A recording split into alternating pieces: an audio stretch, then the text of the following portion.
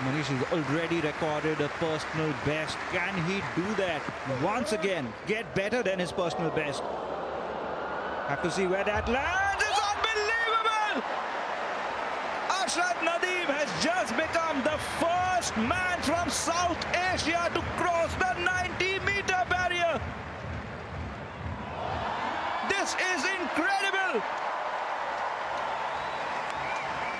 Arshad Nadeem has just scripted history.